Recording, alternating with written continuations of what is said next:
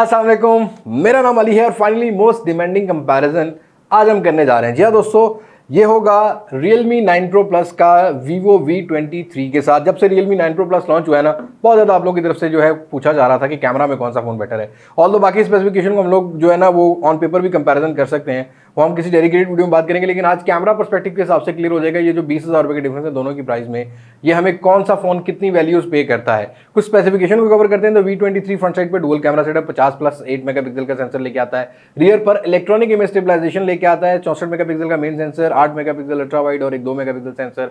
उसी तरीके से Realme 9 Pro Plus जो है फ्रंट साइड पर 16 मेगापिक्सल आता है। रियर पर ऑप्टिकल इमेज स्टेबलाइजेशन 50 मेगापिक्सल और एक 8 मेगापिक्सल का अल्ट्रा वाइड सेंसर, और यहाँ भी आपको एक 2 मेगापिक्सल का एक और ग्रेवी वाला सेंसर देखने को मिलता है। चेक करते हैं ऑप्टिकल इमेज स्टेबलाइजेशन बेटर है कि नहीं बेटर, बाकी सारी चीज़ों को चेक करेंगे, डे और नाइट की बात करेंगे। और आज की वीडियो के बाद आप डिसाइड कर पाओगे कि इन दोनों में फ़ोन में से कैमरा कैटेगरी में कौन सा फ़ोन बेटर है कौन सा नहीं। वीडियो कहीं भी पसंद आती है तो लाइक का बटन प्रेस कर दीजिएगा। चैनल पर पहली बार इस तरह की मजीद वीडियोस लेना चाहते हैं तो चैनल को सब्सक्राइब करके नोटिफिकेशन बेल आइकन को प्रेस कर लीजिएगा। अब मैं आपको ज़्यादा बोर नहीं करता, वीडियो शुरू करते हैं। तो भाई स्टार्ट करते हैं। सबसे पहले जो फ्रंट साइड का 1080p 30 FPS, अब यहाँ पर Realme 9 Pro Plus में मैक्सिमम 1080p 30 FPS मिलता है। ऑल्दो जो Vivo V23 है फ्रंट से 4K 30 FPS भी रिकॉर्ड करता है और साथ के साथ आपको 1080p 60 FPS भी रिकॉर्ड करके देता है और कुछ अल्ट्रा वाइड सेंसर की भी ऑप्शन मिलती है। और Vivo के फ़ोन में ये जूम वाला ऑप्शन जो है ये मुझे काफ़ी बेटर लगा है। मतलब 2x तक ऑलमोस्ट जो है ना वो जूम आपको देखने को मिलता है। मतलब सेल्फ़ी कैमरा में जो जूम है ना वो मैंने इस रेंज के अंदर सबसे पहला एक्सपीरियंस यही किया है कि Vivo V23 में मिलता है। ऑल्दो जो Realme 9 Pro Plus है वो नहीं करता। और Vivo के फ़ोन में फ्रंट साइड पर डेडिकेटेड स्टेबल मोड भी दिया गया है, तो मैं Vivo के फ़ोन में स्टेबल मोड भी ऑन करता हूँ और फिर स्टेबलाइजेशन को चेक करते हैं। और यहाँ इस टाइम स्टेबलाइजेशन मोड ऑफ है तो वाइड एंगल जो है ना वो Vivo का फ़ोन है और कलर रिप्रोडक्शन और डायनामिक रेंज जो है वो क्लियरली डिफरेंस होगा। तो यहीं पर स्टेबलाइजेशन मोड ऑन करते हैं, थोड़ा सा चल के देखते हैं, फिर थोड़ा सा 60 FPS को भी कंपेयर करते हैं।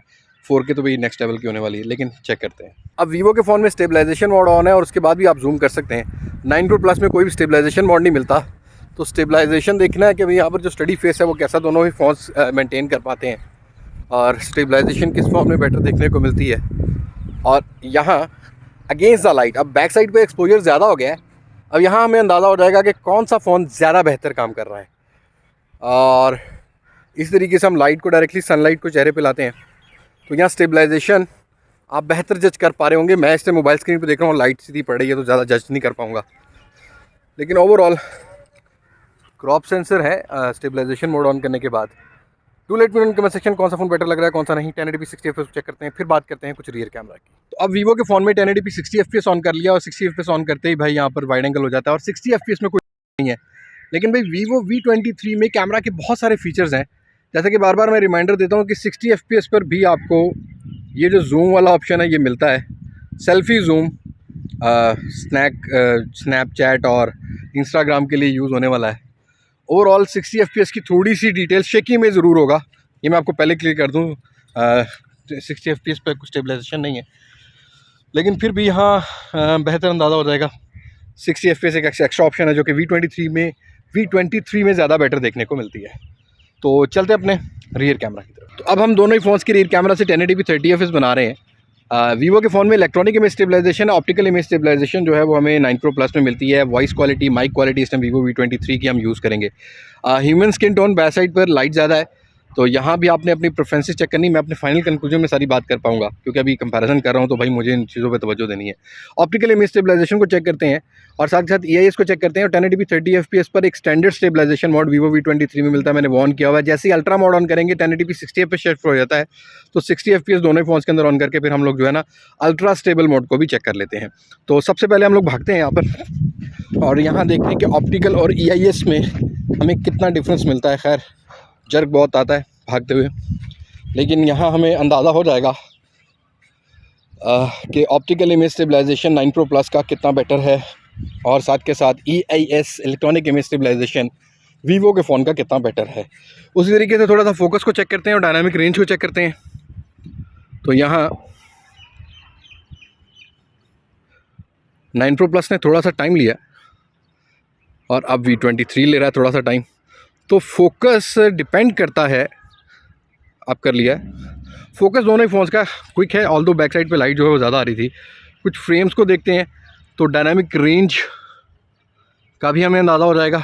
और जूम की बात करते हैं तो दोनों ही फ़ोन्स 1080p 30 fps पर जूम प्रोवाइड करते हैं, जैसा कि अभी आप देख रहे हैं 10x तक। लेकिन 9 Pro Plus का जो है स्मूथ जाता है जूम, थोड़ा सा स्ट्रगल करता है V23। और गर्मियाँ भाई, गर्मियों में थोड़े से फ़ोन जो है ना वो स्ट्रक होते हैं।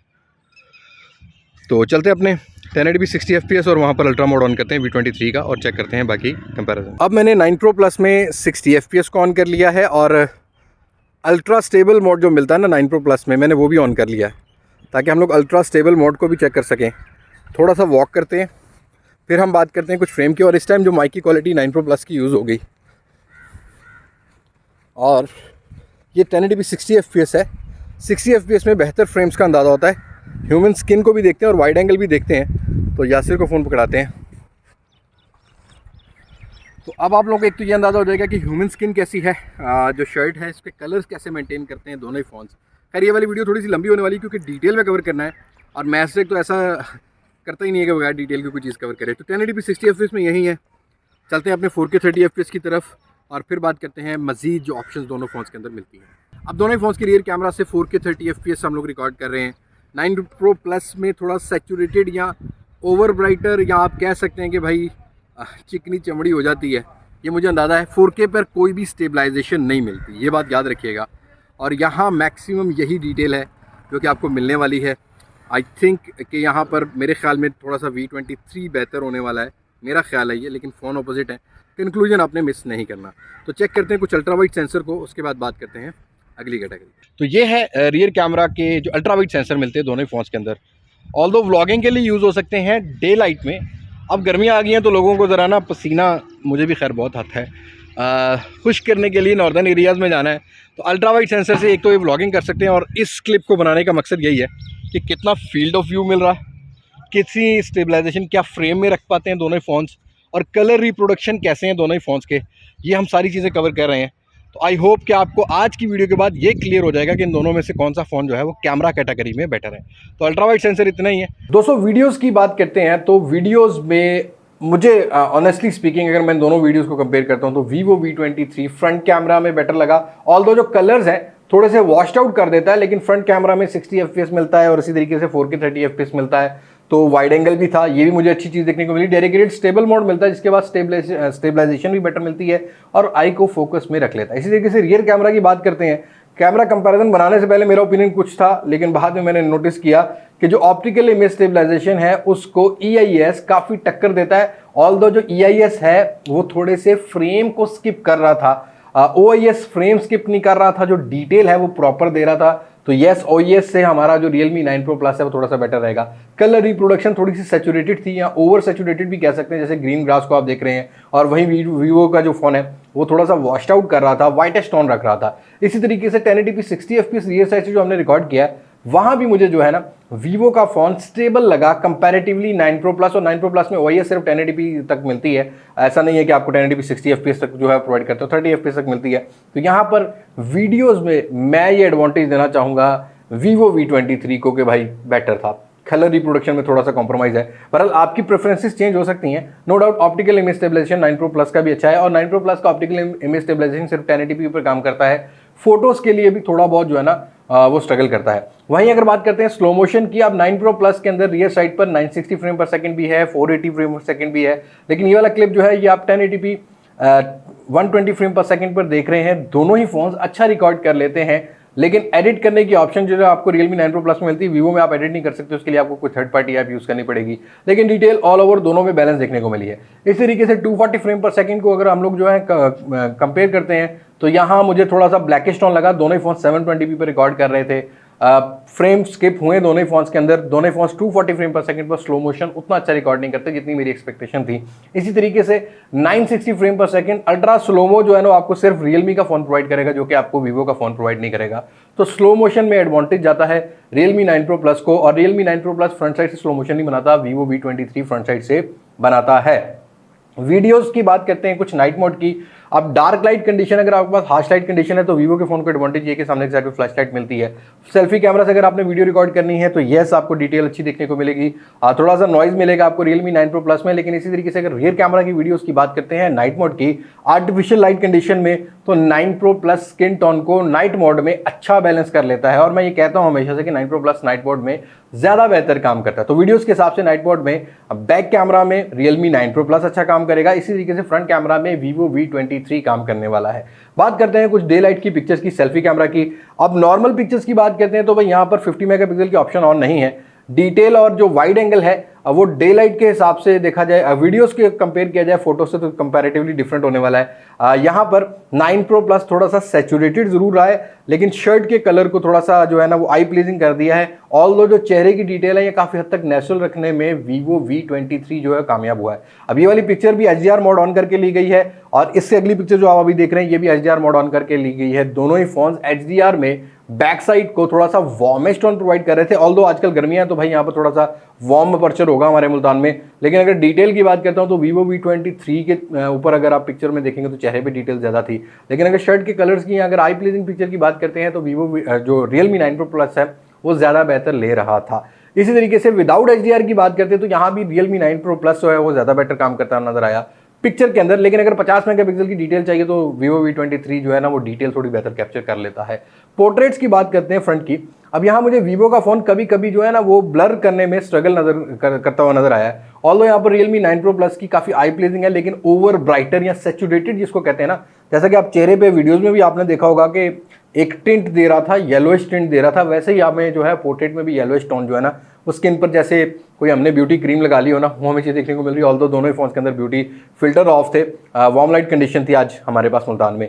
तो यहाँ पर मुझे Vivo V23 काफ़ी हद तक पोर्ट्रेट में नेचुरल जरूर मिला, बट ब्लर जो है होता हुआ मिला। उसी तरीके से Vivo V23 के फ्रंट साइड के अल्ट्रा वाइड सेंसर से भी आप सेल्फीज को कैप्चर कर सकते हो। जैसे लेट्स सपोज अभी ये ग्रुपीज देख रहे हैं आप, ये एक नॉर्मल मेन सेंसर से ली गई है। अगर आपको ज़्यादा एरिया चाहिए तो Vivo V23 जो है वो आपको एडवांटेज जरूर प्रोवाइड करेगा, बट डिटेल नहीं मिलेगी। 8 मेगापिक्सल से पोर्ट्रेट ज़्यादा अच्छे नहीं कैप्चर कर सकते।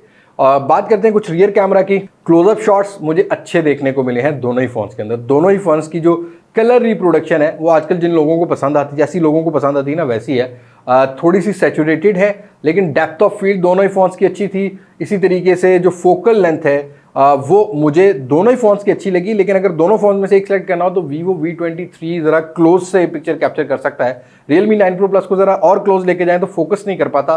तो यहाँ पर Vivo V23 को थोड़ा सा एडवांटेज दे देते हैं भाई, ये क्लोजअप शॉट ऑटो मोड से लिया गया है। लेकिन अगर 64 मेगापिक्सल और 50 मेगापिक्सल की जो है वो पिक्चर को जो कंपेयर करते हैं तो मुझे 3-4 कंडीशन में मैंने पिक्चर्स को कैप्चर किया है। 2-3 कंडीशन में मेरा Vivo V23 बेटर रहा, लेकिन एक कंडीशन में हमारा जो है ना वो 9 Pro Plus भी बेटर निकल कर आता है। तो डिटेल का थोड़ा बहुत डिफरेंसेस आ जाते हैं, डिपेंड करता है कि आप हायर मेगापिक्सल वाली पिक्चर कितनी लाइट में कैप्चर कर रहे हैं। ऑल्दो दोनों ही फोन्स हायर रेजोल्यूशन प्रोवाइड करते हैं, बट Vivo V23 को थोड़ा सा एडवांटेज जाता है क्योंकि 64 मेगापिक्सल की डिटेल थोड़ी सी ज़्यादा बेटर हो गई है। इसी तरीके से अगर रियर कैमरा के पोर्ट्रेट्स की बात करते हैं डे लाइट की, अब मैंने ये पोर्ट्रेट ज़्यादातर जो है ना वो रेड शेड में कैप्चर करने की कोशिश की ताकि हम लोग ये देख सकें कि कौन सा कलर जो है वो कलर को मॉडिफाई ज़्यादा करता है, कौन सा फ़ोन जो है वो कलर को मॉडिफाई ज़्यादा करता है। Vivo V23 ने इसी शेड को टोमेटो रेड दिखाया। Realme 9 Pro Plus ने थोड़ा सा ओवर या वॉश्ड आउट कलर टाइप आप कह सकते हैं, मतलब ब्राइटर कलर आपको देखने को मिल रहे थे। स्किन टोन्स यहाँ पर डिफरेंस होंगे। अगर आप आर्म को देखोगे तो डिटेल Vivo V23 में ज़्यादा बेटर मिल रही थी। इवन हेयर्स की डिटेल भी जो है वो Vivo V23 जो है वो बेहतर कैप्चर कर पा रहा था। बट जो रियर साइड का ब्लर है 2.8 अपर्चर पे, वेरिएबल अपर्चर मिलता है, आप एडजस्ट कर सकते हो दोनों ही फोन्स के अंदर। 2.8 पर हम लोगों ने रखा हुआ था। दोनों ही फोन्स अच्छी डिटेल को कैप्चर करते हुए नजर आए हैं। बट यहाँ पर मैं कहूँगा कि थोड़ा सा मैं एडवांटेज अपनी प्रेफरेंस से दे रहा हूँ Realme 9 Pro Plus को, क्योंकि यहाँ पर bokeh video, bokeh AI flare type की जो है ना आप बुके चेंज कर सकते हो। ऑल्दो Vivo के फोन में भी कर सकते हो, लेकिन अगर आप नेचुरल लुक रखते हो ना, चॉइस रखते हो, तो आप Vivo V23 की तरफ भी जा सकते हो। अल्ट्रा वाइड सेंसर की क्वालिटी मैं ये कहूँगा कि नो डाउट दोनों फोन स्ट्रगल करते हैं, लेकिन ज़्यादा वाइड एंगल जो है ना Vivo V23 था, जैसा कि वीडियोस में भी हमने देखा है, यहाँ पर भी आप देखोगे। लेकिन Realme 9 Pro Plus का अल्ट्रा वाइड सेंसर पर कलर रिप्रोडक्शन थोड़ा बेटर था कंपैरेटिवली Vivo V23। उसी तरीके से ये वाली पिक्चर 1x पर आप देख रहे हैं। उसी तरीके से अगर आप बात करते हैं कुछ 2x जूम की, तो 9 Pro Plus के कलर भी अच्छे हैं, डेप्थ ऑफ फील्ड भी अच्छी मिल रही है और साथ के साथ डिटेल भी 9 Pro Plus में अच्छी देखने को मिल रही है। सेम इसी कंडीशन में भी आप देखेंगे तो आपको यही चीज़ देखने को मिल रही है। तो यहाँ थोड़े बहुत डिफरेंसेस रखे गए हैं और कुछ और हमने पोर्ट्रेट जो कैप्चर किए हैं उनमें भी डिटेल का थोड़ा बहुत डिफरेंस है। कहीं ना कहीं ओवर एक्सपोज रहा Realme 9 Pro Plus और कहीं ना कहीं Vivo V23 जो है वो अच्छी डिटेल प्रोवाइड करता रहा है। बात करते हैं कुछ नाइट मोड की। नाइट सेल्फीज की बात करते हैं तो 9 Pro Plus नाइट मोड में ज़्यादा बेहतर काम करता है कंपैरेटिवली Vivo V23।